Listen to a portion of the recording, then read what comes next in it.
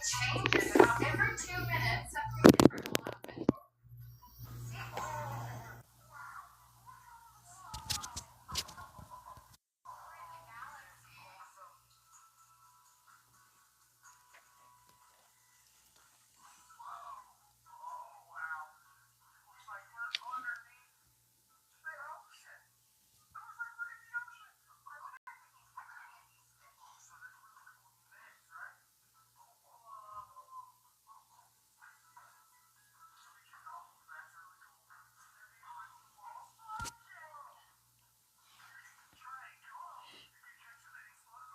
What's up, TLP? How are you? Welcome in. Hey, Lori. Welcome in. Oh, I forgot my little sign.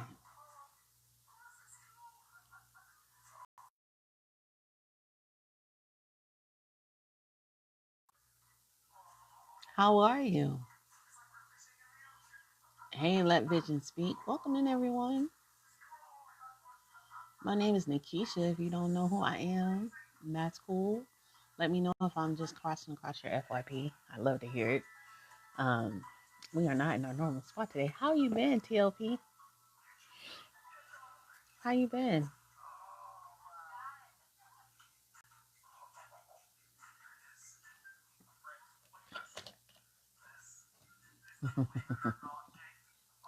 How is business going for you?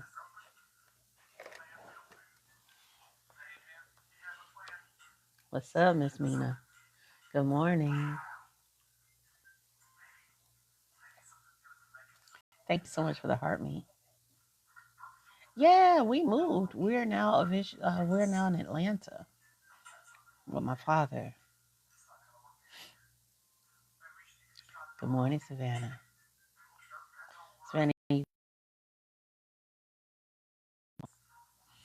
Savannah, you gonna kill me. I did not do it.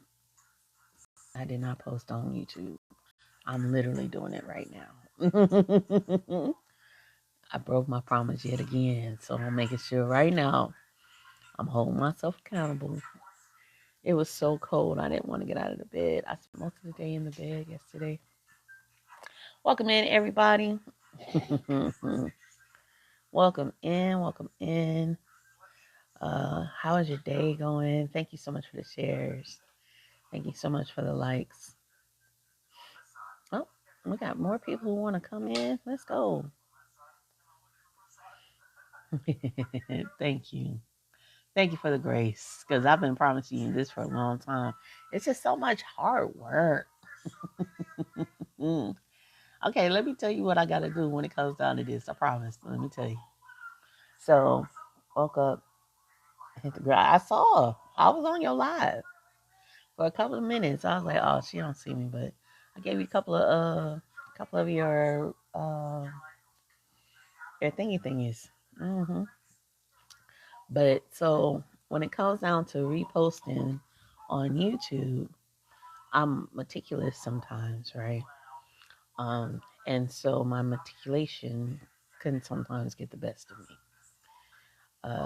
Because I can't just take the video and then put it on TikTok. Put it on YouTube. I actually have to do a little editing, and that's kind of time consuming. But it's only because I'm trying to figure out the time. So we're not going anywhere today until later on for Nova Scapuela, because it's 26 degrees outside.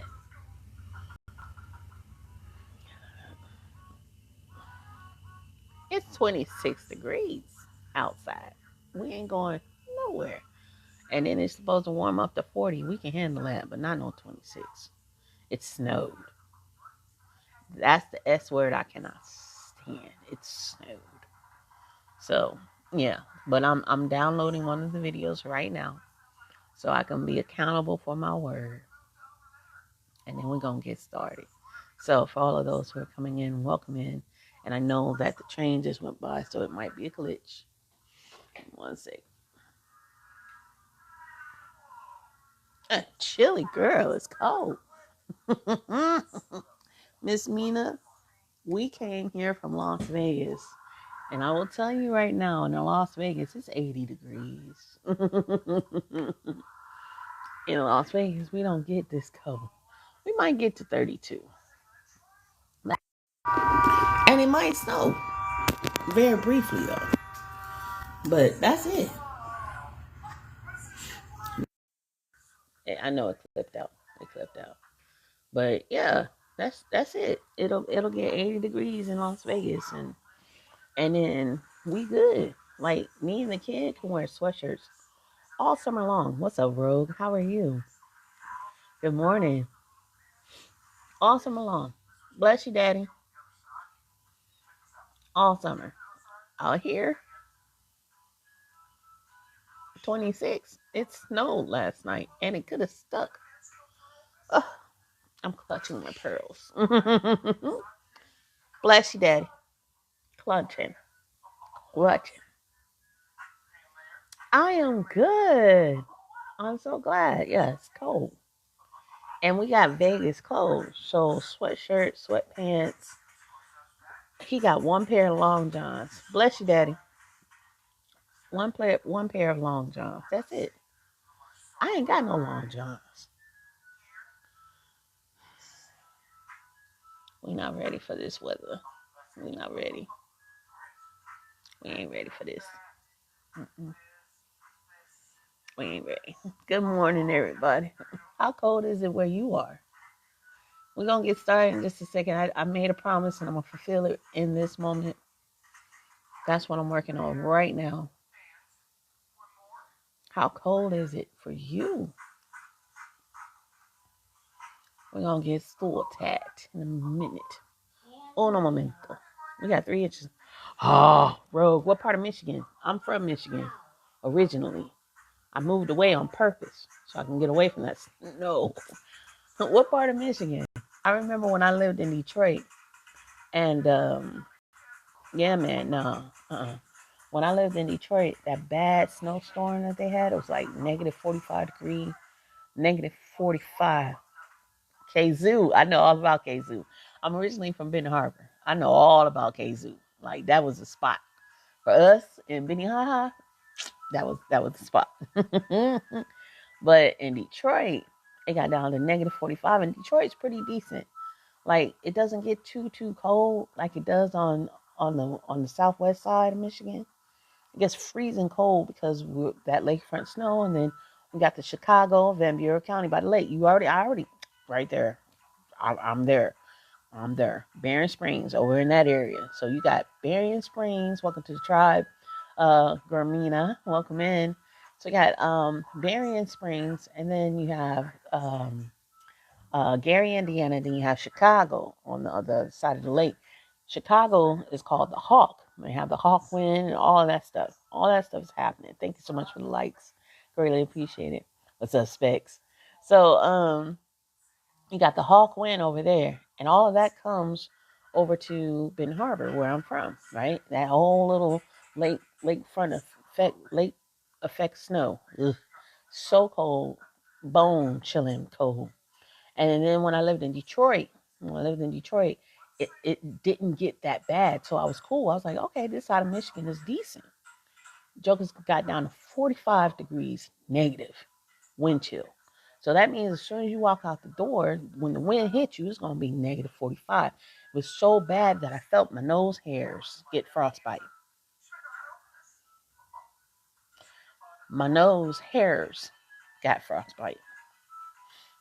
And I had to walk because my car was like stuck. And so I was like, oh, let me just go to the store because I got to get some vittles. And the store, the little corner shop, corner store was right down the street. So I was like, let me walk to the corner shop. Why? Why did I do that? Why did I do that? I came back and then I made a decision. I said, never again. And I left and I moved to Las Vegas. Now I'm here in Atlanta. I'm here in ATL. 10 years later, and it's 26 degrees outside. AI discussing cold weather. Share your thoughts on the snow. I can't stand the snow. Can't stand it. AI, I can't stand the snow. What are you guys' thoughts? Yes, the wind chill, the lake foot. It's all crazy. It's all crazy. And y'all getting it right now. You have to be, yes, you have to warm up your car. Ugh. Put salt on the ground so you don't slip because of black ice. I do not miss that. You have to warm up your car before you go somewhere when you're in Michigan. What? Oh, yeah. Warm up your car, burn gas. I was like, effectively, like economically, this is not a smart and wise decision to be here. Then you have the salt trucks to put down the salt to keep you safe, but that salt corrodes your car. So your car ends up having rust and damage. Therefore, eventually, you're going to have to get a new car. I was like, this does not make sense to me. 1 plus 1 is not equaling up to 2. It's equaling up to 24. I can't do it. I remember that one time. Oh, I remember that one time. I was driving on black ice. I haven't driven. At the time I hadn't driven on black ice in years, and I was slipping and sliding. I was like, oh, mm-mm, mm-mm, I'm good. I'm so good. I enjoyed the snow when I was a kid, but being an adult is annoying. Great. Yes, AZ, that's the place to be, man. AZ, MV, all that. It's all good. Yeah, AZ, yeah. Southwest America, perfect. Because when it gets too hot, then that's when you go home. Like for me, when it gets hot or when it got hot in Nevada, I would schedule trips to go home because the summers at home, beautiful, beautiful. Go to the lake, enjoy yourself. It's beautiful. And then when it gets too cold, come back to Las Vegas in Arizona. Yeah, yeah. I enjoy. Yeah, as an adult, it's so annoying, so annoying. Like it sucks. It sucks. I remember, and I think I shared the story when I had to shovel snow. It was about like 50 yards of snow that I had to shovel by myself with a regular shovel, and the men were just looking at me, and they didn't show up. They didn't come out until I was almost done. Dude, seriously? They were like, "Do you need help?" No, no. It's done now. Everybody can get out of the driveway, which is ridiculous. I can't stand this. So annoyed. So annoyed. I was like, never again. Never again. Thank you so much for the likes. Thank you guys so much for giving me the 1.5. I greatly appreciate it.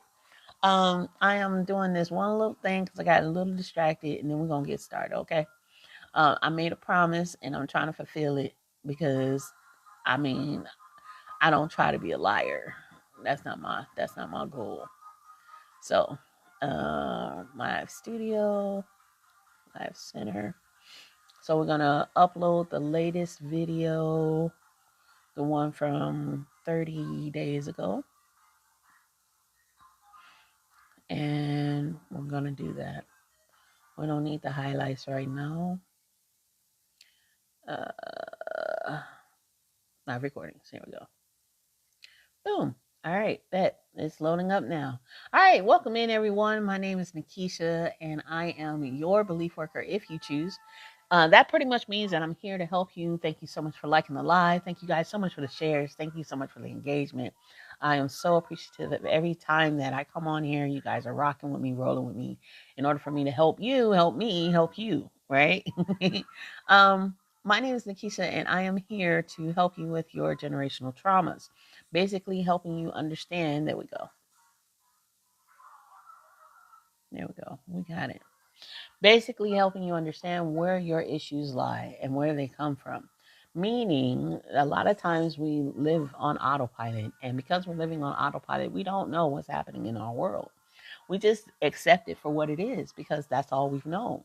Not knowing that all we need to do is just change a little moment. We just need a moment of change in our minds. We just need a moment to reflect on something that has caused us pain, and now it is now our normal, it's our output. And so what I do is I help you, help me help you with providing you with at least 5 minutes of my time to help serve you. I know that there's a lot of things that are happening in this community.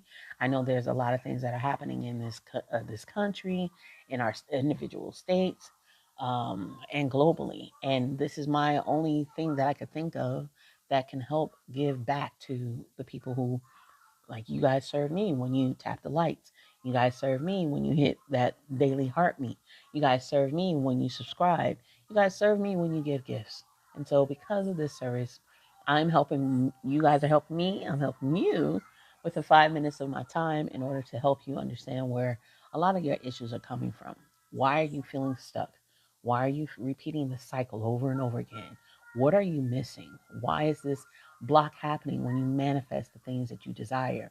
How come it only works for a few minutes and then, or a few days, maybe a couple of months, but it never sticks? Good morning, Empress. And I'm here to help you understand what those things are. I know, girl. Yes, it just wants to fro. This is no water and all glow. Thank you, boo.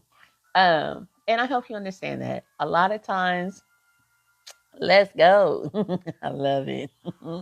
A lot of times we run into a lot of issues because we run into a lot of mental issues.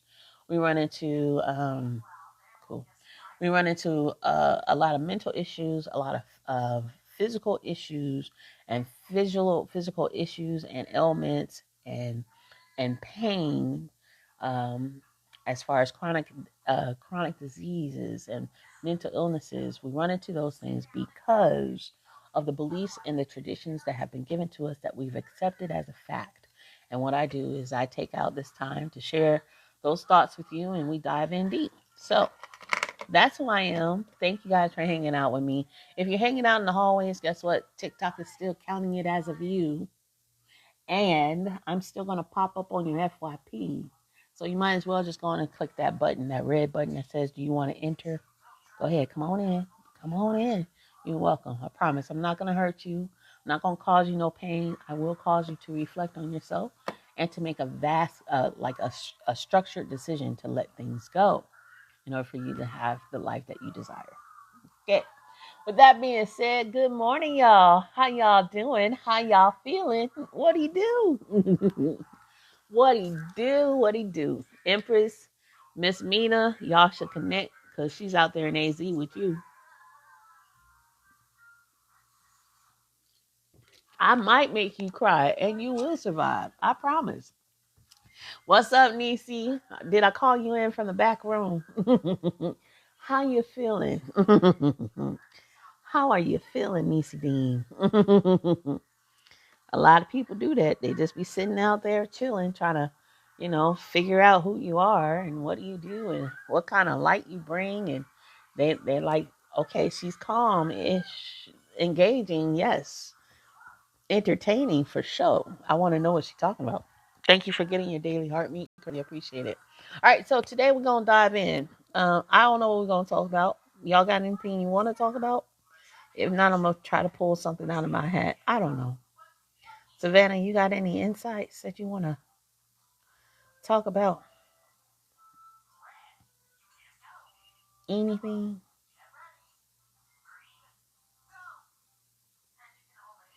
Usually I just start with something. All right, so we gonna trim that one. All right, Savannah, I got you covered, boo. I got this in. What's up, Kelsey? What is this? Kinsley. Hey, Kinsley, what's good? How you been, baby? I don't have anything in mind. Empress, anybody got something they want to say? Anything they want to share? How you been feeling since the last time we talked? I mean, what's the dealio? We talked about how, yeah, okay, I'm set. We talked about how, let me download this now because that was my promise. All right. Welcome in, what is this? Patmaria? What's up? How are you? Welcome in. All right, so last time we talked about how control issues are stopping you from being the best version of yourself. My therapist read me for failure today. Yep, avoidance. But we know where that comes from, Empress. But we know where that comes from. Emotional trauma healing. Ask about a personal issue. There we go, AI. You all up in my conversation. All right. Emotional trauma healing. We're going to ask about any personal issues because this is not just emotional trauma healing that we're going to talk about. No, she didn't have. Yes, she did. You be trying to avoid things. You really do. What's up, Sassy? And what do you? Emotional trauma healing. Let's talk about it. All right. Y'all got any stories, anything you want to talk about, put it in the comments. And we're going to dive in deep. We're going to set it up and so you can start feeling comfortable to share and spill the tea. Um, Please understand and know that on this page, because the way TikTok got me going, I can't like invite you up, which is weird and I can't stand it. But it also gives you an opportunity to share and express yourself without anybody truly knowing who you are and the issues that you're dealing with. So we're going to play it on the positivity side, even though for me it's frustrating beyond words. But if you have any emotional issues, that emotional trauma that you're dealing with, what I do is I help you dive deep and try to find out where that's at. The reason why I'm almost avoiding what Empress is saying when she says that she has avoidance issues, because me and Empress have already had our one-on-one session, and she already know what I'm gonna tell her. And the reason why she already know what I'm gonna tell her is because we talk. We talk a lot of times, but for those people who have avoidance issues, let's go on and dive in for you, not for Empress. Empress already know. I'm trying to get that second session so bad. You is. Usually when it comes down to my services, I only you only need to take, all you need is one session with me. That's it. A lot of people think that you got to have 5 and 6 and 7 sessions. Most of the time you only need one session with me. So if you're interested, go ahead and click this little yellow box thing, the comment box thing. Click on there and see what the services is that we offer. One and done when it comes down to me, unless you really don't want to let go of things. Like forgiveness. Forgiveness is hard. Thank you so much for checking it out. Forgiveness is hard. I know. Yeah, forgiveness is hard. It is. That's a hard thing because, and a lot of times the reason why it's the purge. I'm trying to tell you, a lot of the reason why forgiveness is so hard is because we are looking at it from the way that we've been taught. When we talk about forgiveness, we talk about turning our cheek and allowing the person to harm you again in the same way. Even though that you know the difference. That ain't it.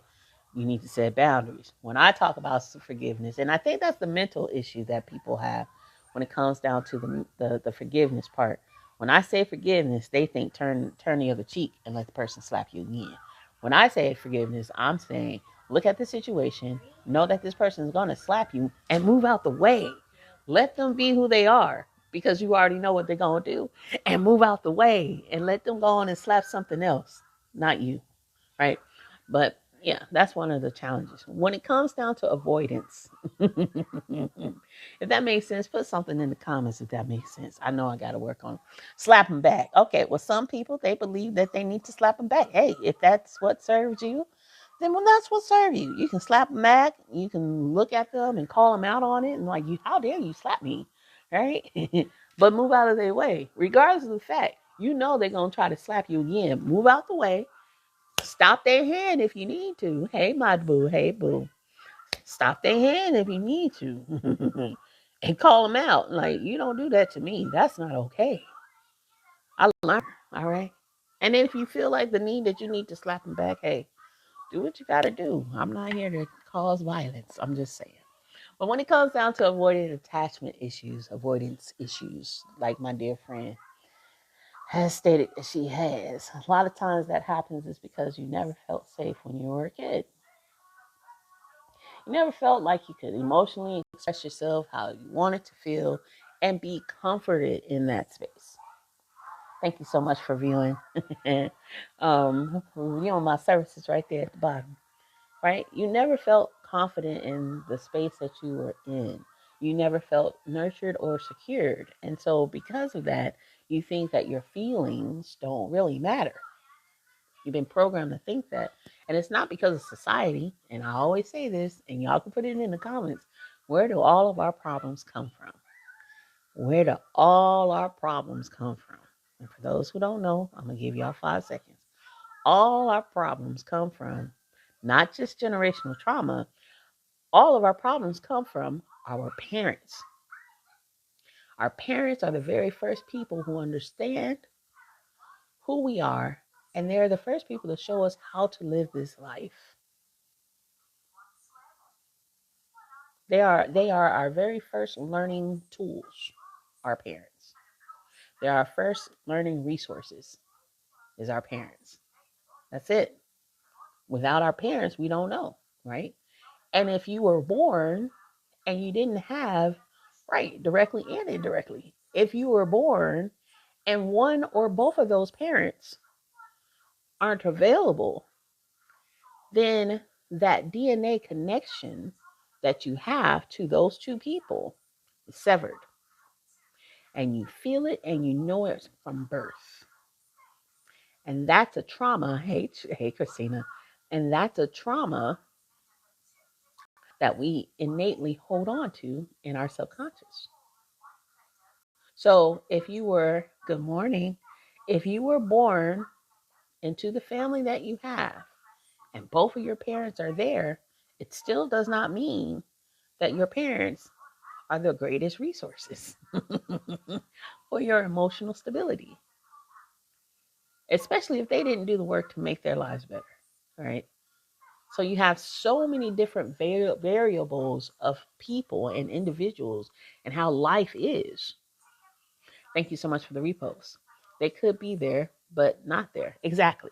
They can be there in presence, but if nobody told them or showed them, if their parents didn't show them what it looked like to be a healthy and involved and emotionally mature parent, then you're going to have a lot of flaws because they didn't know. Be it because they didn't have the resources, be it because they were pre-programmed to be a certain way, be it because of society, historical situations. All of these things play a huge factor. My dad's answer to everything is just hold on and think about it. Yeah, right. And I get it, right? And they didn't have emotional intelligence, not at all. Some did, but not all. And that's where the stemming of many of our issues come from. I'd be like, okay, thanks. Exactly. You can't. And the reason why some families, especially if they're part of the boomer generation, some families don't know how to answer your question. They never been in a position where they had to teach you to be a specific person. They thought that by teaching you the way they've been taught was the right way because they accepted it as the right way, even though they forgot the feelings that they had when they were a little person living this life. They didn't like how that felt. And they never took upon themselves to say, hey, I didn't like how this felt to me. So let me do what I need to do to change it for my child or children. Let me put in the effort to change what I didn't like, what I wasn't a privy to. And we just be acceptance of that. We accept it for who we are. Our parents accepted it for who we are. Now, because we are here, and because of you and I are here together, we now have the tools on our hand, in our laptop, on our computer to give us exactly what we need to change it. We just have to be motivated enough to do so.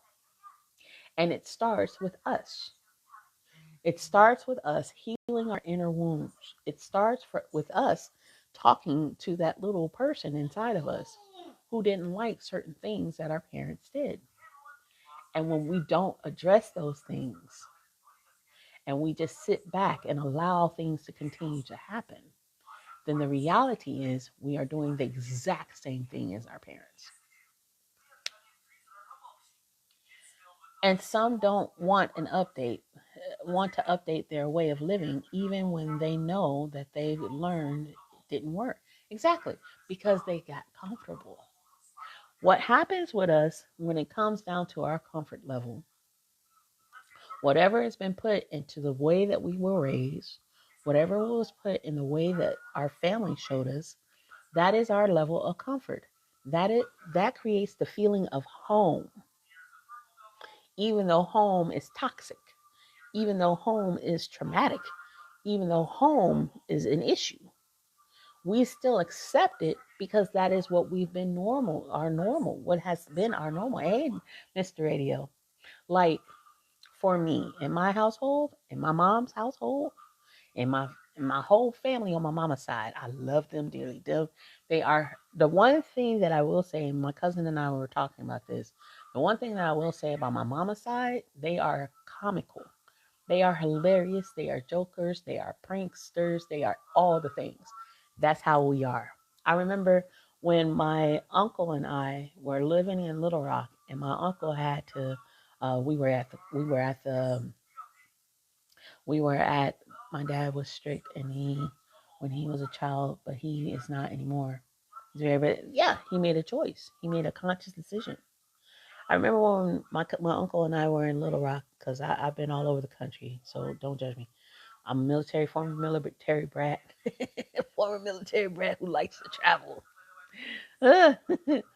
So when I lived in Little Rock, I remember my uncle and I, we were at the court. We were at the court, county court. And my uncle was talking to me. And I'm sitting back chilling and listening to the things that he had to say, right? I'm hearing him with no problem. But I'm sitting back like, okay, this is how I'm sitting, and he's talking to me. But when he's talking, my family on my mom's side is so passionate that we talk loud. When we are involved and we are expressing ourselves, we are a loud bunch of people. That whole side is loud. So loud. So very loud. And he was so loud, and it wasn't bad to me. It wasn't bad to me because that's my uncle, that's my family, that's my comfort. I know that's how we talk in our family. But the problem was the cops saw, and they were like, "Sir, step away from a lady. You're too loud, sir. You're too loud. What is going on? Are you okay?" And I'm like, "Yeah, I'm good. This is my uncle though. Like, this is how we talk in our family." And for the outside, that looks like a trauma issue, right? But on the inside, it's my comfort. This is what we do. This is our family style. This is our family dynamic, right? So when it comes down to what you're accustomed to, you accept it for what it is. But on the outside, because you don't know no better, it looks kind of toxic. It looks debilitating. And what ends up happening is we don't realize that it's toxic until, and like being in a loud family is not toxic. We just passionate group of people. That's just it. That's not a problem. But what I'm saying is sometimes the actions that are found within your family, and thank you guys so much for the likes. Thank you for getting us to 8K. Let's go. Yeah. Sometimes that passion or what we view as our okay can be the very thing that is our demise. Because it's a habit that has been groomed.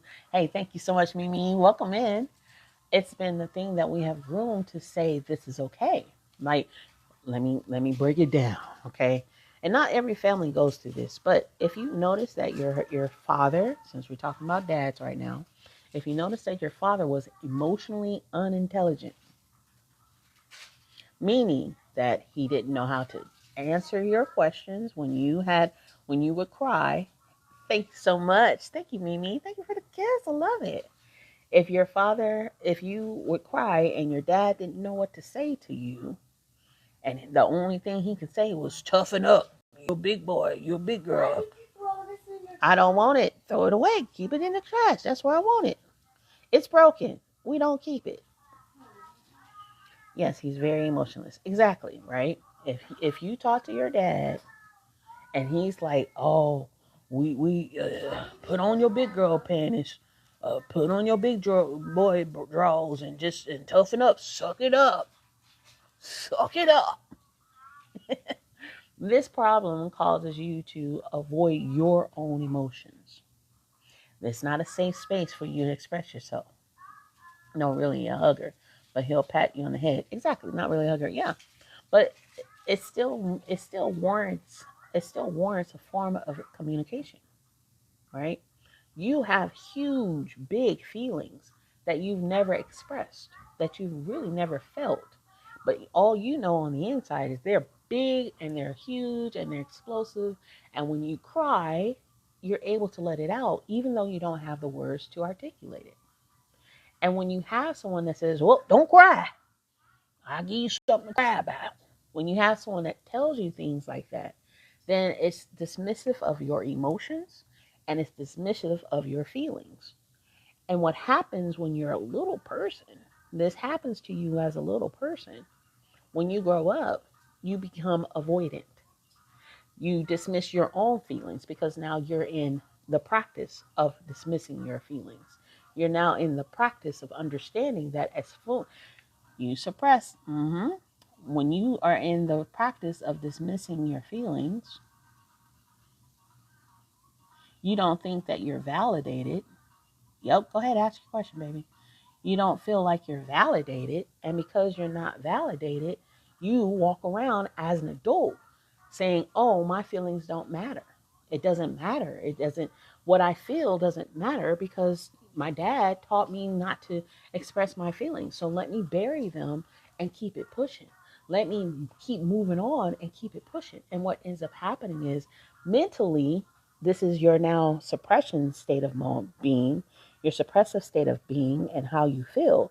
But what happens to you physically when it comes down to your body, you may start finding yourself in a position where you are swelling in certain areas, where you are bigger than what you expected to be. Well, all of a sudden you start getting this huge amount of weight gain and you don't know where it came from. Where did this come from? Because you're mentally suppressing your feelings. You're avoiding the way that you feel. And your body is like, all right, bet. So this is how we're going to think. All right, this is what we're going to do. And then your body starts to reflect to that same way of thinking. Does this make sense? Savannah, feel free to ask your question, baby. So the suppression not only starts from the mental space, but it reflects in here, in your heart and in your body. And then it also reflects in your outward. So what ends up happening is you start getting, all right, good. What ends up happening is you start attaching yourself to emotionally unavailable men or women or people that you are attracted to. And they start to give you the things that you're normally like as your comfort. This is now your comfort. They're starting to give you the things that make you comfort, even though it's very toxic. Being avoidant with your emotions, you gravitate to people who treat you that way because that's what you're accepting. That's what your normal is. Does that make sense?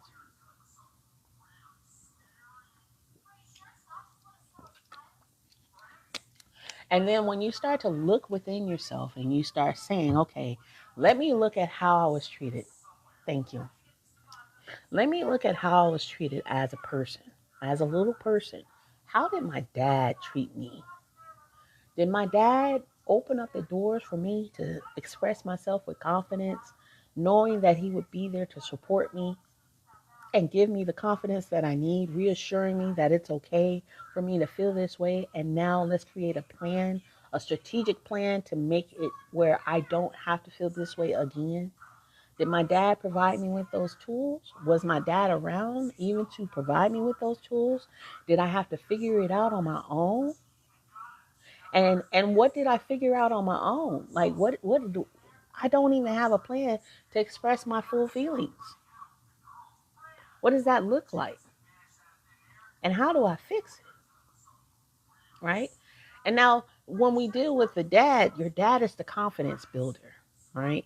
That's his position.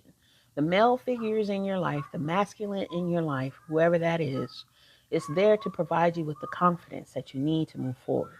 That's what they're there for. All right, cool. You hit rock bottom. All right, cool. Let's look at you. Let's dust you off. How do you feel? All right, cool. Now let's turn this feeling into an energy that's productive. Let's move you into the sadness or the depression or all of these feelings, and let's catapult you towards the feelings of production where you can grow from this. But if your father or the masculine person or the masculine energy is not in your life to provide you with that substance, what ends up happening is you end up falling. And this is where you fall into deep depression. This is where the anxiety increases because you're spiraling out because you didn't have that masculine presence to bounce off of and say, all right, cool, you fell, bet, let's get you up, dust you off, how you feeling, address your feelings, accept your feelings, all right, cool, let's move on. So now, as an adult, if you didn't have that, and if you didn't get that, how do you do that for yourself? What's up, April? How do you do that for yourself? Well, how do you talk to yourself when you hit rock bottom? What do you say to yourself when you are at your lowest point? Do you beat yourself up because you don't think you're good morning, because you don't think you're good enough? Do you set yourself up because you don't think that you're good enough? Do you talk bad to yourself? Do you find yourself beating yourself up even more so? I'll get up tomorrow. Right. I'll get up tomorrow. Right. But in that moment, how do you address your own personal feelings in the moment where you have failed? In the moment when somebody has failed you? In the moment when you have failed yourself?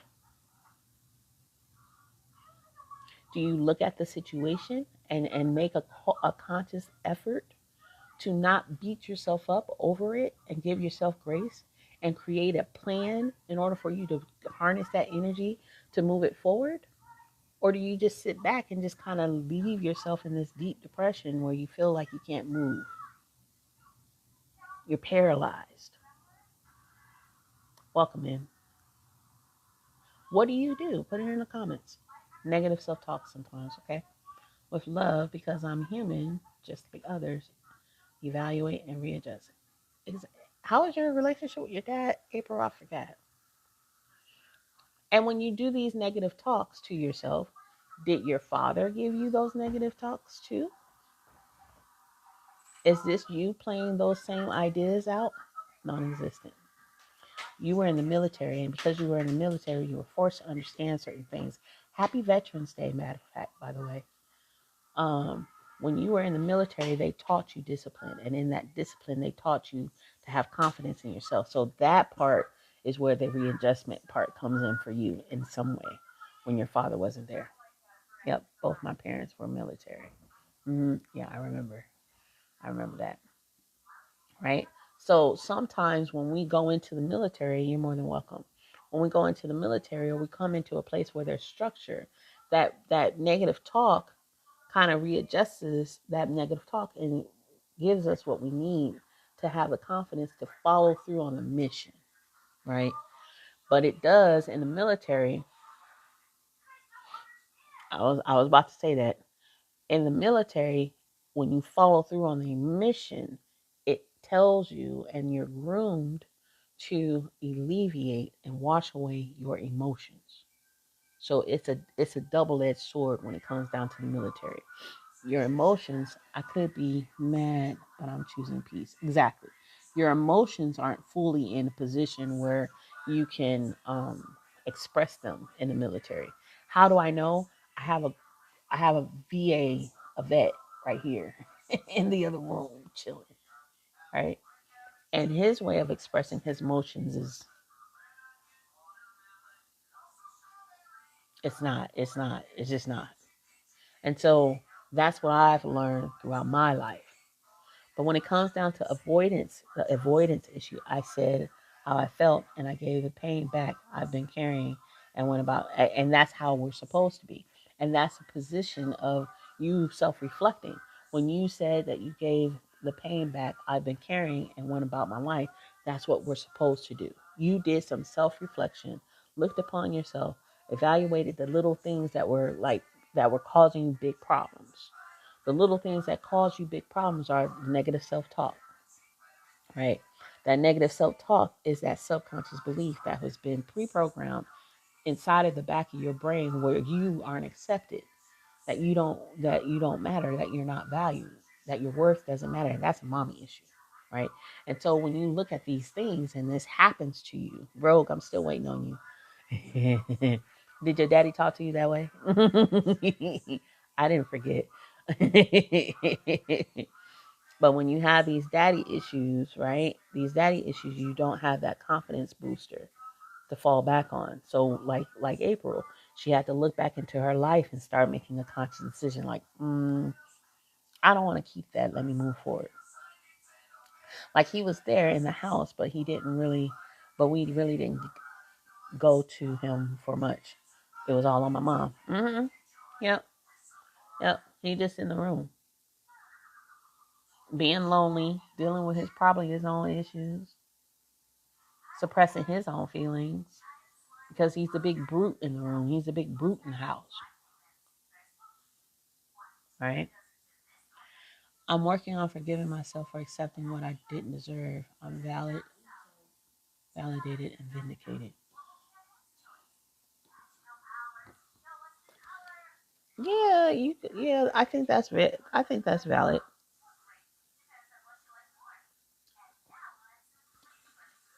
Forgiving yourself for things that you don't know, that's that's kind of like, saying, I'm mad at myself for stubbing my toe on a rock that I didn't see. Like you didn't know. There's no way and I get it, you're working on that. There's no way that you can be that hard on yourself, right? You got to have grace for yourself for things you don't know. And there's no way you could have seen it. You also can look at it from a point of view as this happened for me and not to me, but April, you already know that, right? He was always studying on his computer. Avoidance. My dad was very smart and an interesting man. It's still avoidance. Like sometimes we start, our feelings are valid. Our feelings are valid. Absolutely. Sometimes what happens when it comes down to men and women too, we become workaholics because we're avoiding something. It's suppression. It's another form of a suppression. Yes, we use our mental intellect, but we avoid a lot of different things because we don't want to deal with the issue. I can tell you right now that honestly, looking back over the past 3 years that I've been on this app here, I was heavily avoidant. I was trying to avoid the emotions that were connected to my mama because of my loss of my mom, the fact that, I had to be a single mom now. What does that look like with a kid? All of that. All right, cool. Let me do my little commercial for those who are coming in. Welcome. If you feel like you need to be here, go ahead and push that button. I see you. I know you. You out there. I promise I'm not going to bite you this time. Push that button. Come on in. Check out what I got to offer. My services are located below. This is something that I do for free. I'm giving 5 minutes away for individuals if they want to participate. Share with me their feelings, and you talk about your problems and kind of give you a different perspective in order for you, when you walk off this live, the goal is for you to look at your life in a different way. And by looking at your life in a different way, you can start making some changes, and those changes will eventually start reflecting inside of you. I do offer one-on-one services, but this is not even what I do. Like this is just because this is easy, right? And this is, you're welcome to come in and talk with us and have a discussion. But this is nothing. this is this is not what I do. It's a little bit what I do, but it's not really what I do. This is just so you can get to know me and we can have this conversation. Um, but my one-on-one sessions are a little bit more in depth and a lot more faster. So yeah, hang if you want to check out our services. Again, the one-on-one sessions that I have, the first part of your one-on-one session is me seeing your ancestors. And then after that, we dive into the generational traumas that are holding you back. Right now, this is just conversation, allowing you to express yourself, and we dive in deep so you can understand why you feel a certain way. And then also, why you feel a certain way, how is it like pivoted into the life that you have right now, and giving you some walkaway tips. What can you do to change it? So feel free to come on in, say hi. I'm not going to hurt you or bite you, I promise. I learned my worth and asked myself what my problem was. That's good. My mom was physically aggressive. My dad was absent. Your mom was physically. Do you know why your mom was physically aggressive? I could tell you, but do you know? Do you believe that people who don't grow up with fathers have daddy issues? Absolutely. And that doesn't mean fathers, that means the masculine presence. So if you don't have a father, right, that's okay. If your father wasn't around, that's okay. But what did your mom do to put a male or a masculine influence in your life? What did the village look like even if your father was not present, right? And what usually happens is when the father isn't present and you have a village with masculine presence around you, it opens up the door for them to step up to teach you and to reprogram your thoughts, and understanding that your big feelings that are coming from you, you still have a landing place to express yourself. You still have a landing place to show you how you should be treated as an individual. That's why when you have your village around, it's good to have, thank you so much for the gifts. I appreciate it, y'all. When you have your village around, what ends up happening with those male or masculine presences, they give you the confidence that you need because they can see something in you and say, well, that's not right. And if they are a safe place, right? By creating these villages with these masculine and male figures in your life, and they create these safe places, then it opens up an opportunity for you to go and talk to them and express yourself and still have that same thing that you might have been lacking if your father was, not around. It really depends on the village that was created for you. That's why they say it takes a village to raise a child. And a lot of times we forget that, in my opinion.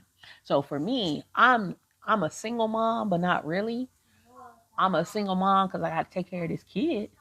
But I have purposely created a village for my baby because if I can't do it, then I got other people I can send him to that he can talk to as he gets older, build these relationships so he doesn't have to worry about what I'm lacking, because I know I'm lacking.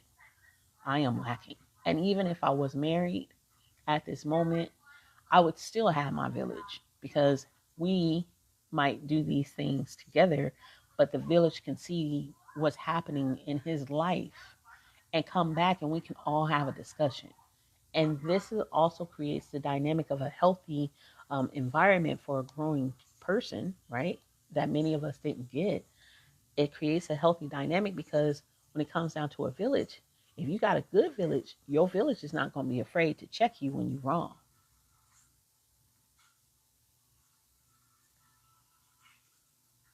And a lot of times what happens is sometimes our parents had that person or those friends that would check them when they were wrong and make them reevaluate themselves so they don't do these things to the other person. So the dynamic of who you have around you is very, very important.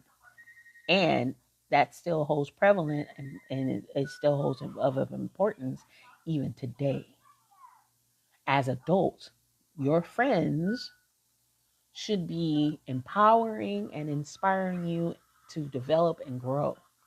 Birds of a feather flock together. If you find yourself in a depressive state, look around the people that you're carrying, the people that's around you, right? And those people will determine what kind of life you have because they're reflections of you. And if you don't mind being checked from time to time, then you got a good group of people. All right, I'm getting to these comments. I'm sorry, y'all. All right, do you believe that people, yes, okay. They both say, I'll be the one to take care of them when they're old. Yeah, that's bull. Like, no parent should ever require their child to think that, no parent should ever think that they created a child in order for them to be taken care of. That's not fair. That's not fair. When all things are down, because the problem is a lot of parents believe that they have the respect without being earned. And that's not fair because a lot of parents will treat their children like crap. And then when it's time for them where they need help, their expectation for that child to be there for them is not valid. That child is not obligated to be there for that parent, especially if that parent made a choice not to be there for them. It's a choice, and that's earned respect. And parents don't understand, some parents don't understand that earned respect. It goes both ways. And I think that's like the boomer thing. Like a lot of boomers, they got this whole idea, because I'm your parent, you got to take care. No, you treated me like trash. And I can make a decision on whether or not I want to be there or not. That's my choice, not yours. And it's not an obligation.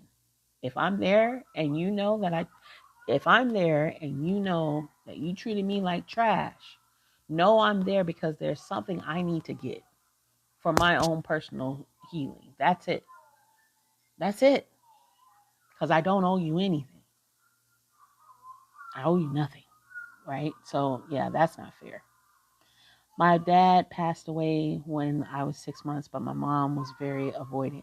Your mom was, Rogue, I'm going to express this to you, and I hope that you accept this for what it is. A lot of times we hold on to things so long that we don't look at it from an adult point of view, and I hope that you've forgiven your mother, okay?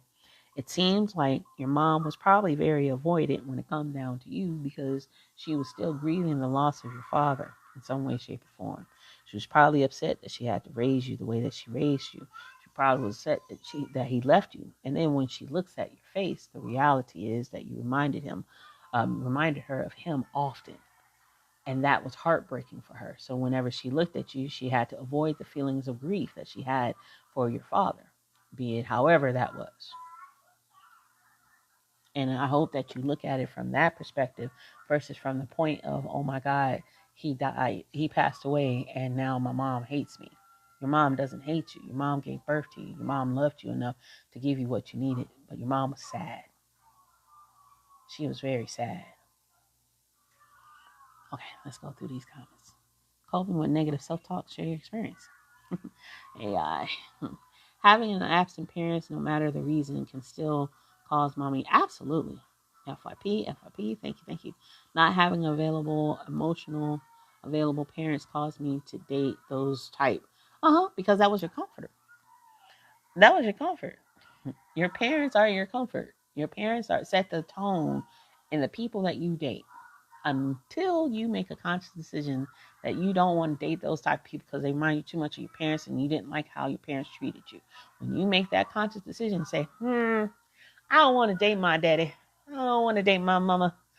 I love them, but their love was toxic and they didn't know no better. So I'm going to make a conscious decision to choose somebody different. If they remind me of my daddy or they remind me of my mama in some kind of way, let me figure out what way it is. Is the good side of my parents? Or is it that crazy side? If it's the crazy side, I'm going to let them go. I can't handle it. But that's a conscious decision. So many horrible relationships and friendships. Absolutely. That's why they created me. Yet they did nothing for me. Constant abandonment. So the constant abandonment. So that's the avoidance issue and the abandonment issues. And that sounds like Miss Empress in the room. I would also employ you, Miss April Harriet, aka Harriet, to consider that the abandonment issues did not have anything to do with you. Nothing to do with you. I'm going to ask you this question. When it comes down to your family and your parents and their dynamic, did they have a love-hate relationship with each other? Because if that's the case, I'm going to scroll down, but that's my question to you, Harriet. Did your parents have a love-hate relationship with each other? Entitled. Yo. Because that love-hate. People have children out of trauma and following the script. They don't truly want to be parents. Absolutely. No, I think a lot of times there are those parents who are planning to have a baby and those parents who happen to have a baby, right? And they accept the fact that they had this child or having these children, and they don't know what to do. They don't know that, they do the best they can with what they got. Um, and when they do have these children out of trauma, they don't realize the aftermath that it causes their own child. They don't know no better, but they do what they can with what they got. And that's where you, as a person, have to accept that for what it is. That's it. You just have to accept it in that moment. It took me years to learn.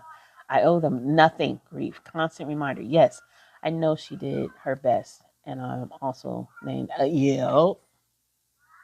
So basically, baby, when it comes down to you, Rogue, when it comes down to you, the issues that you are having, let me try to remember exactly what you said. You're named after your father. You look like your daddy. You remind your mama of your daddy. When she calls your name, she calls him. And you come with his little face.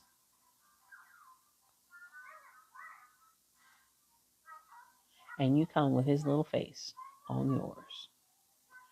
And she's heartbroken every time she sees you. Twisted because she has joy and she's happy, but heartbroken at the same time.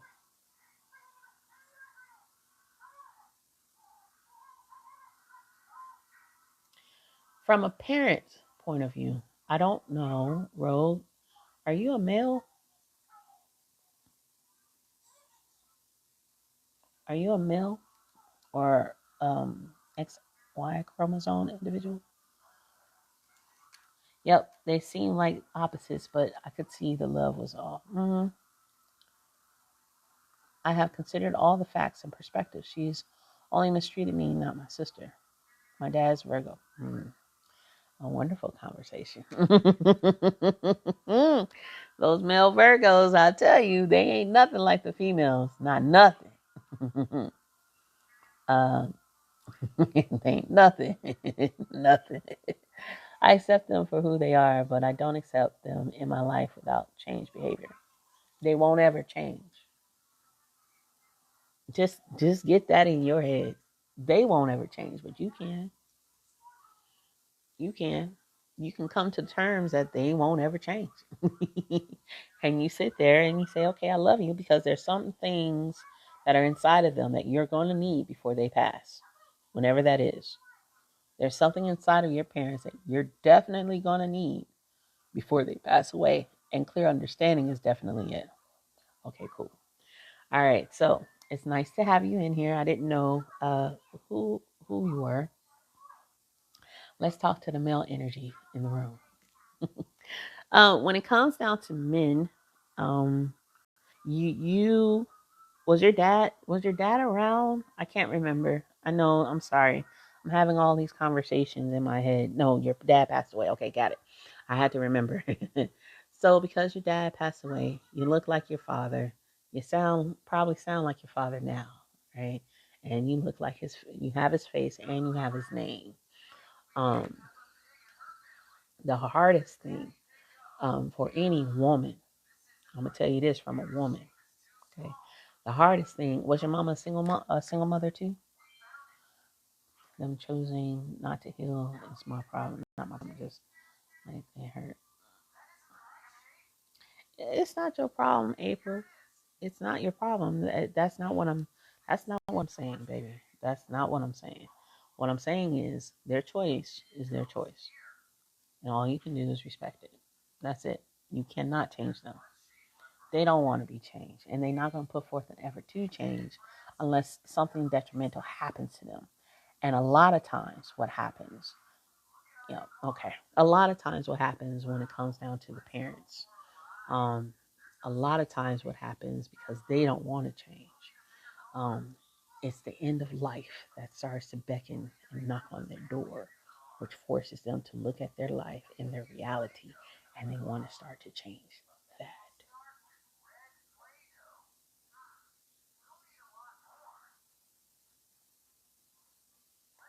And that's when they're going to want to change. Because the reality is, as we get older, and I know because I'm staying with my father in a 55 plus, And I'm looking at all of these amazing people whose children do not come to visit them, whose children do not take care of them, and they are just here. And what ends up happening is they are left with their own thoughts, how they treated others, how others treated them, and they have to do real self-reflection because a lot of them are already retired. And in retirement, they have nothing to distract them from the and they're doing self-reflection, not by choice, but because they're forced. They're realizing that they are alone. They don't have family meals. They don't have family gatherings. When they fall, nobody's there to come get them. When they are hurting, nobody's there to come get them. They're stuck. That's a reality.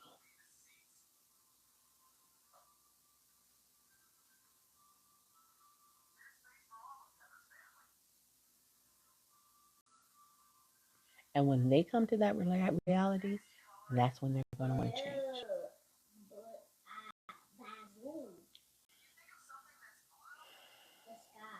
Just saying. I'm looking at it right now every day, even in this room. Y'all know the relationship. I've already told you what the dynamic between my daddy and I. Y'all already know. Y'all already know. I see the reality of that. I'm not speaking just outside of my neck.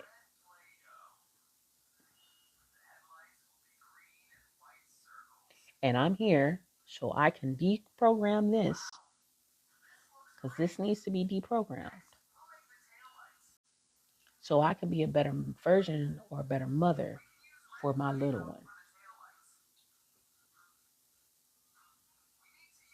That's my reality. So what am I getting from this? I'm not getting no money. I don't want money. I don't want money. Yes, we have a roof over our head. That's cool. But in this moment, in my life, my healing for myself, so I could be a better mom for him and get a better person in my life for him. So I don't have to repeat the same cycle again. Yeah, that's why I'm here. That's my reality. That's why I'm here. Let me get what I need so I can be better for him. So he don't have to do the same thing. So everybody had their come to Jesus meeting when it comes down to that. Everybody had they come to Jesus meeting. Now, sorry, Rogue. Back to you. Because your father passed away. We don't have that. Your father passed away as a single mom, right? As a mom, as a woman, and I'm going to tell you from a woman's point of view, as a lady who has a child whose father is not available, but that's different. It's still the same. Father is not available. Thank you so much for the gifts. Father is not available. Nowhere to be found. When I look at my baby, I have to put my emotions to the side about his father, his co-creator. Because the moment that we shared was full of love. But the output, the aftermath, the reality of our life is distant. There's no love there. When someone passes away, right? And I don't want to go back, trust me, because that was a reflection of what I got over there. My daddy, I don't want that. We good. You stay where you is, right? When it comes down to your mother dealing with that, having and giving birth to a child. When you give birth to a child, you yearn naturally when it comes down to science. Women yearn to have that connection with a man. The man that they gave birth to, the child, the man that they gave the child to. When they have a child, that connection, that bond is definitely needed because it's just a natural thing that happens, right? And because that happens with us as women, um, we crave that man. That's why a lot of times when you have one child, a lot of times it doesn't take too much longer when you to have another one, because you crave that affection. You are now connected to that person. Scientifically speaking, because I gotta dive into that. Scientifically speaking, what ends up happening is that man and that woman have a 7-year bond. That woman is no longer herself. For 7 years, that woman is actually that man. And I found this out from our full spectrum doula and midwife that's found in the hub, right? So for 7 years, your mom had to look at you, call you by your name, yearn for the man that she could not have because he wasn't here on this earth anymore. Yearn for the reflection of a man that she decided to have her a child by, to form her body, go through all these hormonal changes, and now he's not there. And a broken-hearted woman that is emotionally in every space, because that's what happens to us. Our emotions are everywhere after we have a child. Everywhere. It sucks. It sucks. It's horrible. It's everywhere. And not to have that relief of that companionship. 6 months, you're crawling, you're saying goo goo gaga, you up in the middle of the night, ain't nobody there, you screaming, you're hollering, you're walking, you're doing all these things.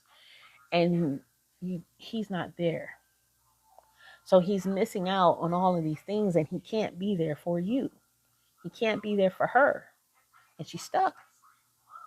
And depending on how old you are, your mom might have been in that era where village was important and the women around the village were there to help her. But you didn't have that. She didn't have that secure male influence to help her maneuver through her feelings, to hug her when she was crying, to hug her when she was dealing with so many things, to hold her when she was grieving. So every time you came through the door and she spoke your father's name, that hardship and that pain continued to ache within inside of her. She had no release. She had nowhere to put it. And so what ended up happening is the best way that she could have dealt with you was to kind of avoid you. And it wasn't you that she was avoiding. It was the feelings of grief, those feelings of anger, those feelings of, of, of, of uncertainty, the feelings of lack. And the reason why she avoided those things, truly, from a woman's point of view, is the best way that she could have provided you the healthiest version of herself is to not share with you that part of herself that you reminded her of every time she saw you, every time she spoke your name. I hope that helps. Let me know. I eased up on my parents from a parental perspective. I would want grace and compassion for my son. I'm okay with that. I have to focus on myself. Empress saying, I am not waiting until I'm on my way out to get myself right. It's not fair for those who love me. Absolutely. It's okay. I forgive them and I love them no matter what. I love it. It does help. I'm glad. When we are um when we're kids, we assume that everything is about us. And we take it upon ourselves to be the fixers. And especially if you're a boy, as a male, as a boy, my baby, he does it to me all the time. He's always trying to help me, always trying to fix things, always trying to be the protector, just trying to be everything that he thinks that I need, because he doesn't want me to be upset, he doesn't want me to be mad, because he sees that I'm trying, and he sees that, as a kid, right? He sees within himself that everything in my life revolves, in a sense, not all the time though, but in a sense, it kind of revolves around him. He's the only child from me, all right? And so because of that, he thinks everything is about him. And as children, we think everything's about me. My parents, they don't love me. They don't love me because they're not talking to me. And these are the little versions. No, these are the little versions of ourselves that we deal with, right? And the inside of us, we're always thinking, oh, my parents don't love me because, I'm not good enough for them. This is that subconscious thoughts that we create within ourselves because we're little people. We got big feelings and we don't know where to go with them, right? And so we sit back and we're like, oh, and we're so dramatic. We're so dramatic with big feelings, right? Because we don't know what to do with them. But we start to condition ourselves normally, logically. We start to condition ourselves with that kind of expectation every day. Does that make sense?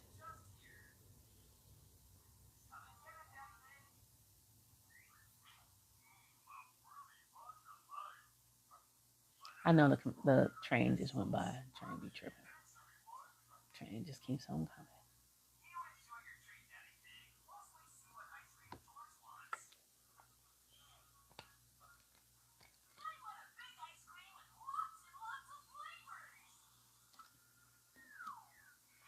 So we just got to look at our little person self and say, okay, little person self,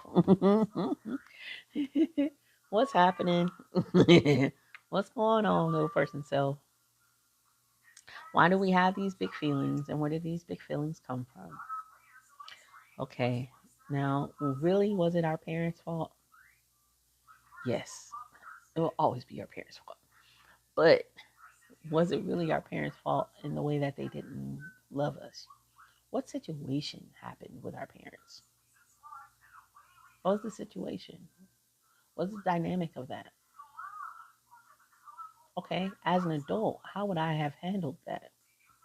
And now looking at my parents, okay, how would they normally handle these things? I mean, we know our parents like the back of our hands. We've seen them 24/7, a lot of them, right? And that could be foster parents, biological parents, whoever you were raised by. You know, you learn them quickly, very quickly. And so when you look at it from a different perspective as a parent or an adult, because we're all adults, when you look at it from an adult point of view, hey Tay, then it helps you understand that it wasn't about you. It wasn't about you. You just happened to be, and you just happened to be born in their chaos. And in my mom's word, their chaosity. That's what she would always say. I don't know.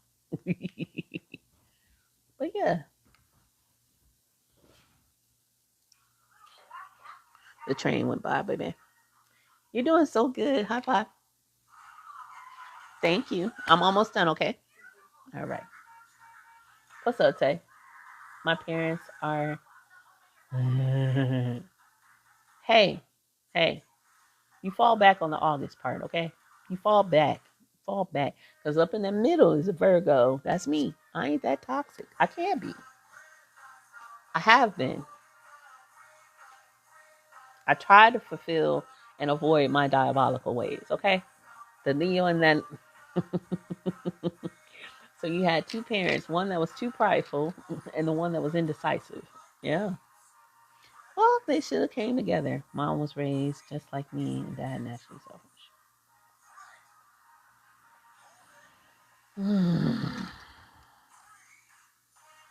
Why was your dad naturally selfish? You know, I'm gonna dive in on that. Why was your dad naturally selfish? Was he your only child? Was he the baby son?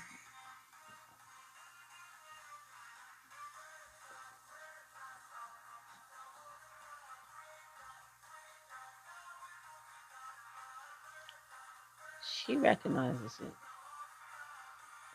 All moms recognize pain. They recognize what it is. They just don't want to talk about it because, yeah, I knew it. Um, entitled. Thank you so much, TikTok. Um, nah. So when it comes down to our parents, right, especially our moms, moms are funny. Moms are hilarious. Because when she recognizes your pain, she's gonna be silent about it. And the reason why she's gonna be silent about it is because it's a pain that she's experienced. And by having the conversation where you're pinpointing that specific pain, whatever that might be, if she's avoidance about it, it's because she knows what it feels like and she has no answers. And by talking to her and dealing with her in that space, it's going to open up wounds for her that she's been trying to avoid in her mind that she thinks she's already healed from. So a lot of times when people do that, they just keep on tapping them for that emotional expression. And they want that to be set free, but they can't. What's up, one Crystal Joy? What's up, boo? She would call and cry about how my grandmother treats her, yet she does the same to me. And why does she do that, Harriet? Why does she do that? Because that's her comfort. Do you tell her?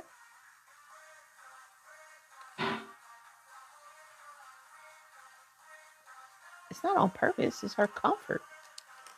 That's what she was trained to do. She doesn't know any different. Do you call her out on it when she does that? And he could do it ever so subtly. I used to do it to my mom all the time. My mom couldn't stand me. I used to go right on in. Mama, why you do that?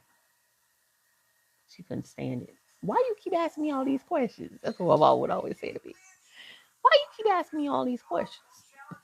Because you're doing me the same way your mama did you. Do you really want that? That's detrimental to you, not her.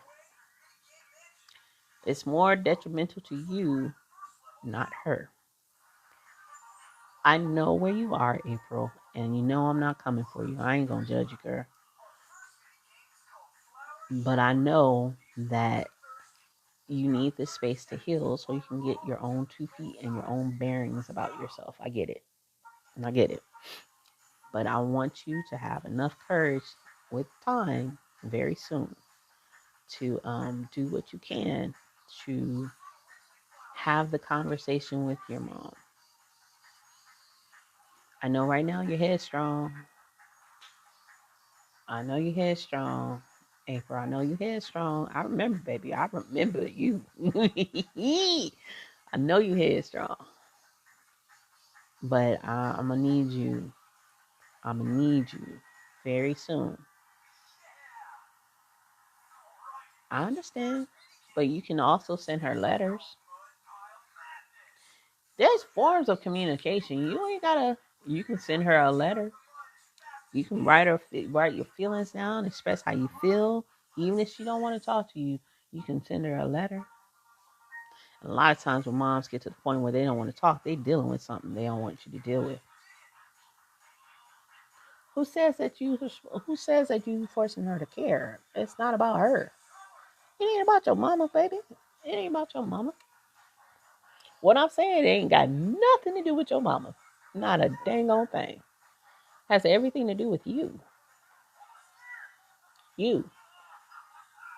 Your mama ain't got nothing to do with none of this. Nothing to do with none of it. It's for you. Write that woman a letter. Send it to her. Tell her how you feel.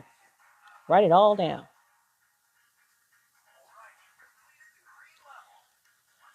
April.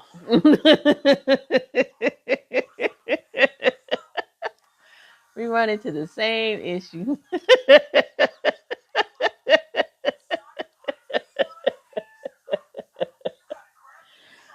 Oh. Did you send it to her?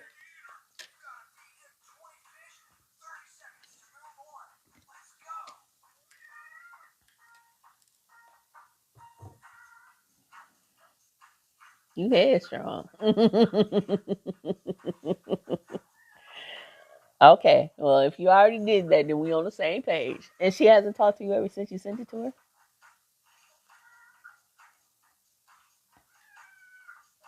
What's up, Valerie? How you doing? Welcome in.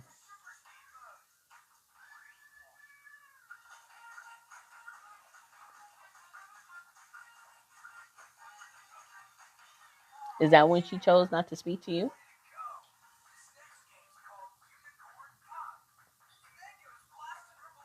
I'm good, Valerie. Is that when she chose not to speak to you, Harriet? Thank you so much for the gifts. Thank y'all for the gifts. Thank you for getting us to 17K. Thank you guys for almost helping me reach my goal. I appreciate it. Thank y'all so much. And consider subscription if you want to. Okay, cool. So you wrote the letter and you burned it. Now, Now, I challenge you. I challenge you to write the letter and send it to her. You'll be glad you did. Send the letter to your mama. Because now you understand where you are, right? Now you understand where you are. Now you know what your peace looks like. Now it's time to start healing those wounds with her. For you. And the only reason why I'm saying this is because I really don't. April. You gonna do what you want to do. But I don't want you to be in a position. I've been started. Okay. I'm just saying, me and you, we go there. And I told you to write that letter. It took you almost a year, but you did it, and I'm proud of you. You know what I'm saying? I'm gonna give you your kudos. I'm glad you did. And you have changed, which is beautiful. And your growth is so substantial. So I don't want you to think that I'm attacking or, taking down from this whole entire experience, because you have been doing the work. And I know this. I don't have to talk to her.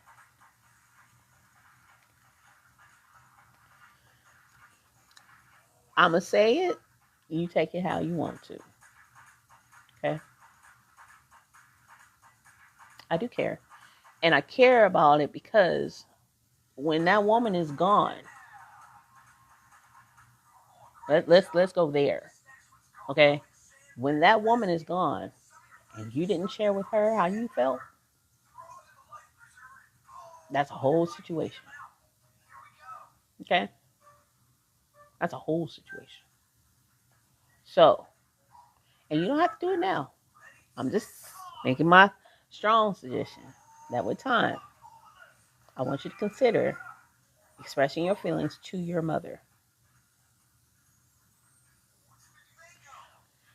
This is why we write letters. We write letters. You open up the can of worms and you burned it. Did you send it to her is my question.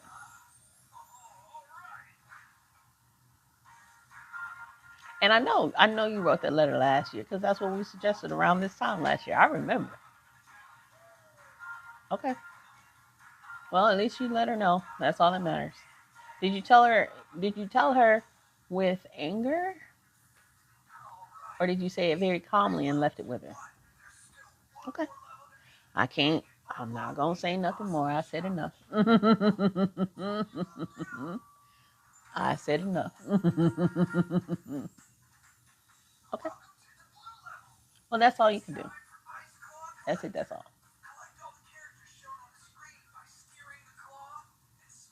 All right. So you going back and cleaning up this stuff. I'm proud of you. Like I said, there's definitely a big change in you. I'm not even going to take that away from you. I don't want to take that away from you in any way, shape, or form. There's a huge difference from the April we met last year and the April that's here today. Huge difference. Huge. So I'm very proud of you for doing that. And if I don't say it enough, I'm very proud of you for the change that you took upon yourself to make on your own. And you're back in school and you're seeing life from a different perspective. I'm extremely proud of you. Very much so.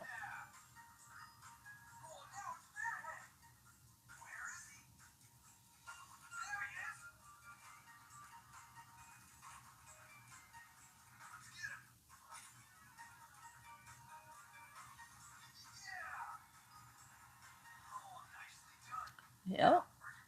Now, knock them both out. Knock them both out. And you'll have that same form of release that you have right now. And look how much you've advanced since last year. Last year, you were on the point on your last leg for real, for real. Like, I remember, and you was like crying to no end because you were on the point of your very last leg.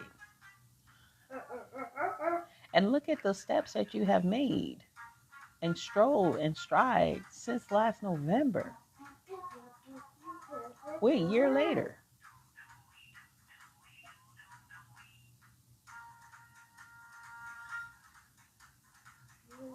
So I wonder what will happen to you.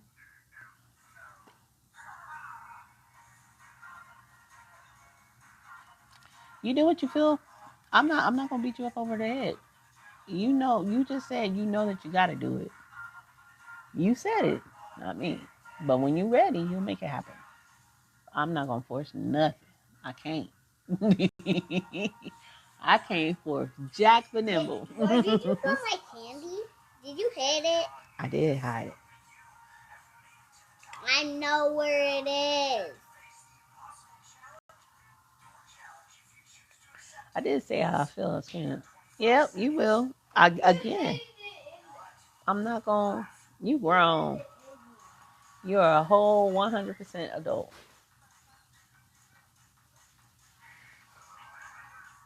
You know what to do. I've shared enough. What's up, Miss Yolanda? How you doing, baby? How you doing? How you doing, Glamour over there?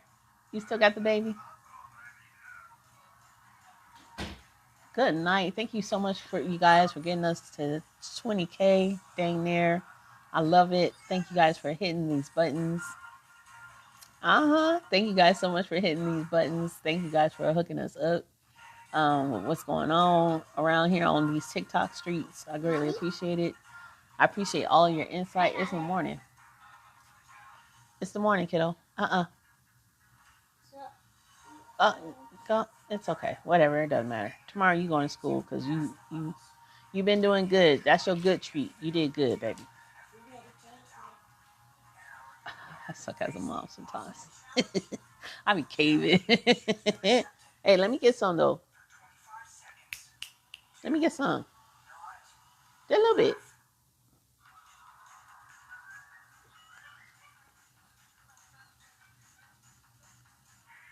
And he literally gave me a little bit. I can't.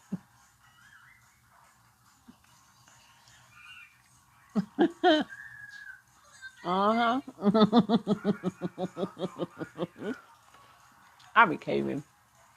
But anyway, I try my best to be the best mommy I can. So some days I fail, sometimes I do. No matter, I'm doing the best.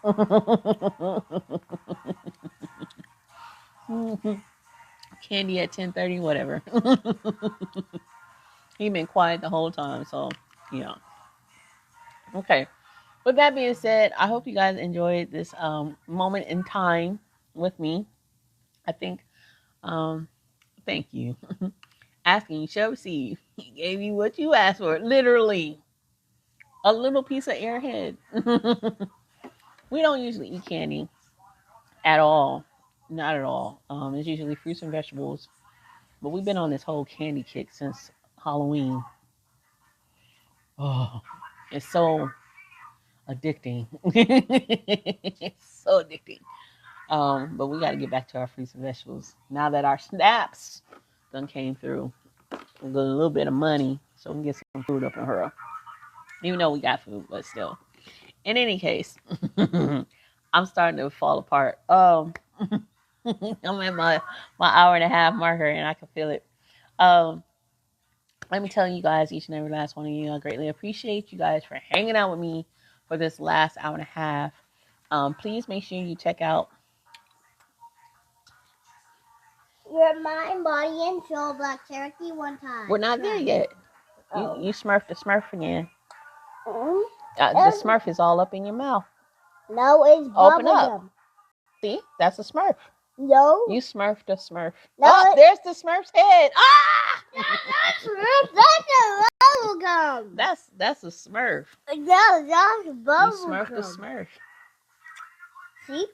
That's a whole smurf. Oh my gosh. No, it is a bubble gum. It is a smurf that has been smurfed by Nova. No, it's just bubble gum. And the smurf leftover smurfed is on the smurf and smurfed. You have been smurfed. Look at your lips. They've been smurfed. Oh, your tongue has been smurfed. No, too. it's bubble gum. You smurfed a smurf. No. Oh, you looking like a smurf. All right, move over there. The aggression is real. All right. Be careful. All right. What was I gonna say? Clearly, I'm done. He's done. We're all done. Put it in your mouth. Put it in your I don't mouth. want to eat that. And don't talk to me like that. Calm down. Relax. Relax, kiddo. You're okay. You're not believing me. I believe you. This is bubble gum. It looks like a Smurf to me, though. No, it's bubble gum. It's actually an Airhead Smurf. No. Keep it in your mouth because your fingers are about to get real sticky. Go wash your hands. I told you it's bubble gum. It's blue like a Smurf, so I don't know. Go wash your hands. Again, like I said, we don't do candy. We don't do candy. So the sugar intake goes real fast. We usually do straight up strawberries, blueberries, blackberries, the whole nine. That sugar intake goes straight up, like real fast. And I can tell, like, oh, he's having a sugar episode. And it happens that fast because we do not do candy like that. We do it from time to time because he's a kid, but we don't do candy like that. In any case, as I was stating, thank you all for joining. I greatly appreciate you being here. Y'all already know I'll get buck wild if I stay too long on this app going live. So, I'm trying to save y'all, save myself, because then y'all might be reposting stuff and be like, she did the most. Turn off the water, go wash your hands. I told you to keep it in your mouth. You gotta listen, kid. And he's doing most shit. So with that being said, check out our services. I do offer payment plans if you are interested. This is candy. This is candy. I think tomorrow, snap, I should have did today. Thank you so much for checking it out, Harriet. I do offer payment plans. Again, it's only one session. That's all you need. You don't need a whole bunch. One session for the most part is all you need. Payment plans, 4 payments. I break it down in 4 payments. After your one-on-one session, you get a community. You get 2 communities. You get our empowerment tribe when people have done a one-on-one session with me. And then the empowerment tribe after you've done a one-on-one session with me. And that's a community with all other people who have had a one-on-one session with me. Then you also get our Healing in Black community, which is 13 different practitioners. Hey, Kendra. 13 different practitioners that are connected. And we help you mind, body, and soul before life, after death, and during death, the whole 9. So it's full spectrum all the way through. And then you get to hang out with us every single day. So with that being said, thank you so much for your time. Thank you so much for the conversation. Thank you for the likes, for getting us to 21,000. I love it. Thank you guys so much for the gifts. That's gonna help me buy my my matcha tomorrow. TikTok be paying for my matcha, so I greatly appreciate For it. your mind, body, and soul. We're not there quite yet. Your time is the most valuable thing that you can never get back. And the mind, body, and soul. We're not there yet. We're almost there. With that being said, thank you guys so much. Thank you so much, Harriet. Thank you so much for hanging out with us. We plan on being with you guys tomorrow. Thank you so much, Harriet. Girl, thank you. Hey, we're gonna get some matcha tomorrow. TikTok be paying for the matcha. Thank you, baby. For our mind, body, and soul. Black Cherokee. You see all the gifts? You gotta say thank you for the gifts. Thank you for the gifts. A gingerbread man. Wait. We don't want to be a gingerbread man. We got to get off of here. It's time to go, Smurfy. No, Oh, thank you. Thank you. Sugar. Straight sugar just happened. He looked like he smurfed the Smurf. I did smurf the Smurf. I didn't eat a candy Smurf. It was bubblegum Smurf. I ate a bubblegum Smurf. Not so loud. I ate a bubblegum Sugar, Smurf. straight up. I ate a bubblegum Smurf. You smurfed the Smurf. See, I ate a bubblegum Smurf. I'm going to go rinse it off with the water. Thank you so much for the gifts. I greatly appreciate it. As I stated before, For your mind, body, and soul. You got the AI. You got the AI saying mind, body, and soul. Join the community. AI is telling me to tell y'all that. Thank you so much again. I greatly appreciate it. See you guys tomorrow. We should be back. Wait, I'm not there yet. We should be back at the cafe because I'm taking his butt to school. And as always, Candy, straight up. Hey, you ready? For your mind. Hold on, we're not there yet. Thank you guys so much for joining us. And as always, we're here for you. Mind, body, and soul. Black Cherokee. One tribe. One tribe. Bye, y'all. Bye. Deuces. Deuces.